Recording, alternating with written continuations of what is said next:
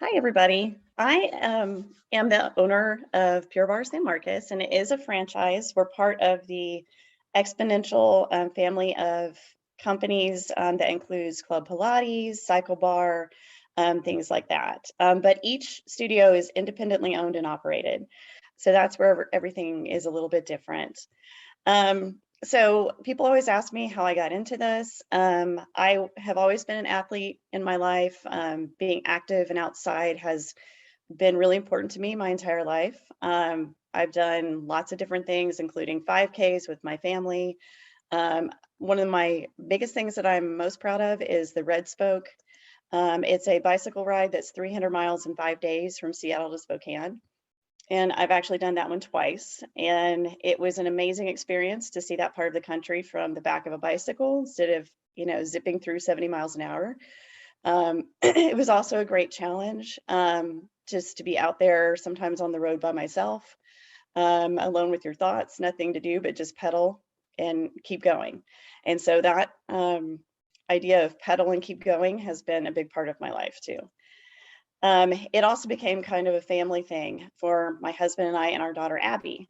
She's our only, and she's been involved in charity bike rides with us, 5Ks and everything since she was little. She actually placed in her first 5K when she was 7. And so she's fantastic, and she's been a super supportive of mommy and all the things that I've done. I've tried to set a really good example for her of being a strong mom and somebody who isn't afraid of taking on a challenge. And so she drew this picture for me one time, and this is her and this is me. And I absolutely love this. So I keep this and I remind myself sometimes who I do things for, and I do them for her. So how did we get to San Marcos? So we lived for 15 years. People ask me where I'm from. I'm not from San Marcos, but I got here as soon as I could. Grew up in Houston, went to high school and college in Albuquerque, New Mexico, where I met my husband. I've been in media for 20 years. I was a student media advisor and department chair of journalism at Tyler Junior College. And then I was recruited to come here and do student media advising at Texas State in 2017. So I've been at Texas State for a little over 4 years now. I have been a student media advisor for 15 years of my career. So I advise the University Star. I also teach journalism and public relations classes. And the entire time that I was teaching at Tyler Junior College, I actually had my own PR consulting firm, and I did PR campaigns for political candidates, various campaigns, worked for the Tyler Area Builders Association and things like that. So I teach both journalism and public relations. So moving here and having been a cyclist, it was a little hard to kind of break into that community. So I was looking for a community to be part of, and that's what I found with Pure Barre. They opened in August of 2019 under the previous owner. She's the one who built the studio and opened it. I started off, and this is our little app that tracks all your classes. We do celebrations every time somebody hits a milestone, and your first milestone is 50 classes. So this is me when I was a client signing the little Texas, and I signed it with a little heart where Tyler was, because Tyler's always going to have my heart. That's where my daughter was born. And so I continued on doing Pure Barre, and I just would do 5 classes a week. I loved it. I hit 100 classes in February of 2020. Got my little 100 Club socks, which is a little prize we give for those milestones. And then we all know what happened with in March of 2020. So this is my home workout. You can see my friend here, my coach. She's very helpful. She's actually on the floor next to me right now. And so in lieu of being able to go to the studio, I kept up with my workouts from home. They streamed classes for us when they were forced to shut down, and I just wanted to stay active during COVID. I could not see myself as just sitting and not doing anything. So what happened in between, though, is in November of 2020, I got an email that said that the current owner of our studio was looking to sell. I had thought she probably was because she had a toddler and then she had twins during 2020. Her husband had worked in the oil field, and his job got to be where he was gone all month. It was only home for like 3 days a month. And so she just didn't have it in her to also have the studio. So my husband and I had been looking for an investment. I've always wanted to be a business owner, and this kind of fed my soul in a couple of different ways.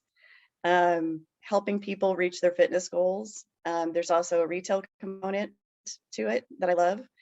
And so we, took the leap and became business owners in San Marcos, our home of 4 years that we love. And so people also ask us, what is Barre? They've heard of yoga, they've heard of Pilates, all these different kinds of workouts, but they don't know what Barre is. So Barre is a collection of high intensity but low impact workouts. We have 40 to 50 minute workouts, or 45 to 50 minute workouts. They're all instructor led. So you're going to be in a small class with an instructor who's going to be there to correct your form, to guide you through the workout, to offer modifications for some of the poses or some of the exercises if you're not where you can do it that day. And, our bodies are different every single day. So some days, we have clients who they can do the 90-second plank. Some days they can't. I don't do the 90-second plank, full on planks, because I hate them so much, but also it hurts my lower back and I'm just not there. So one of the things that was really important to me is to have this sense of community in this studio where we support one another. So also we have classic, we have 3 different styles of classes. So classic is the one that is the one most people are familiar with. It uses the light weights, the ball, the tube, and we use the bar for stability. It's not a dance class, but it's a workout class, but it does have elements of ballet in it and uses the bar. And then we do full workout, stretches between each section of class. We also have a cardio class that uses a plyometric step, wrist weights, ankle weights, and it is a high intensity workout in that you have cardio bursts and then you slow down, we stretch while your muscles are warm, and then we do more cardio bursts to get the heart rate up. And then our final one, and this is actually a favorite in our studio, is reform, where we use the bands. You can see the resistance bands here. We also use sliders on the floor. This helps with flexibility, core strength, and it kind of mimics the movements of a Pilates reformer without the machine. And we always tell people, you don't need machines to work out, your body's a machine. So just use your body. So what have we been doing in San Marcos? So we take the show on the road sometimes, and I love doing this because I love partnering up with other businesses. So we have gone to Industry, we have gone to Rough House Brewing, we have gone to Aqua Brew. You can see we're at Aqua Brew just 2 weeks ago. This is at Rio Vista. Actually, we had the pavilion and set up our table here and had some people come up to us and asking us what we were doing and if we do it every week and how to get involved. So it's a great way to meet people in the community and just have a good time getting out. We also find that people are a little less intimidated to join us at a pop-up than they are to come in the studio sometimes. But that's one of the things we do is we love partnering with other local businesses. So some of the challenges that we faced as an industry, and I know a lot of you guys that are business owners have had these same challenges. The complete closures were very difficult for the fitness industry. People pivoted to online classes.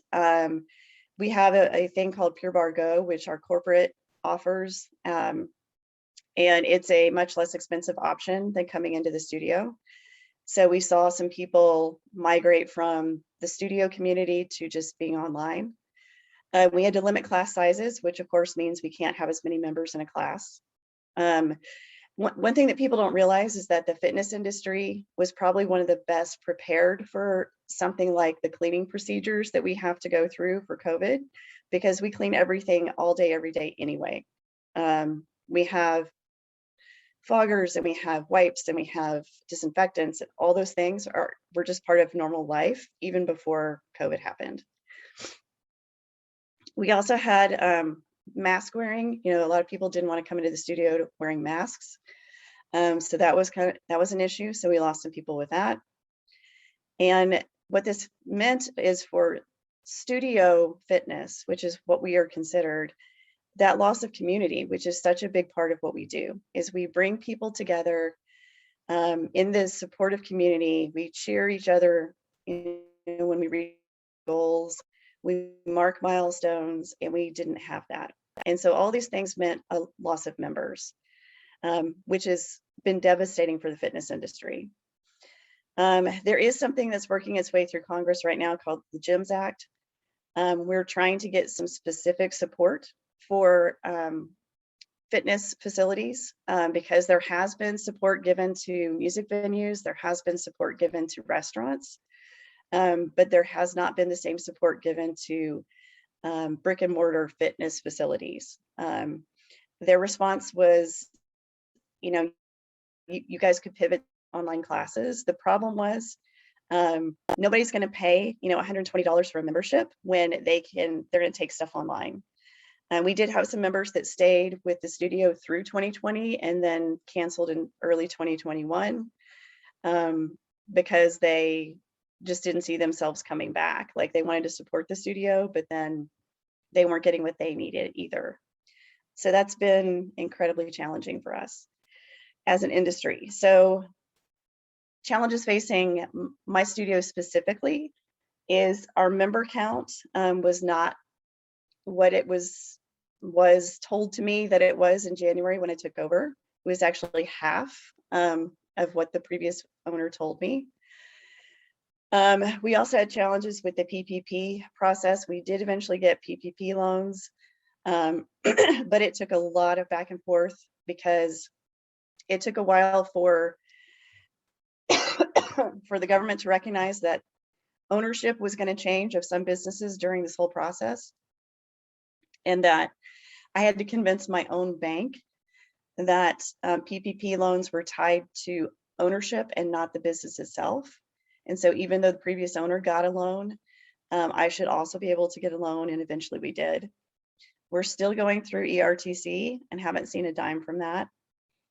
I have tried to get an SBA disaster loan, but because I wasn't the owner in 2020, it has been impossible, and I can't get anybody on the phone. I don't know if any of you guys have ever tried to contact the SBA disaster loan. There's like no humans there. So that's been incredibly frustrating. Taxes, forms, permits, all of those things. Training expenses have been a lot because our instructors are the core of what we do. And our corporate office charges $1,250 to train one instructor. And so that's a lot of money for a small business. I've also had landlord issues.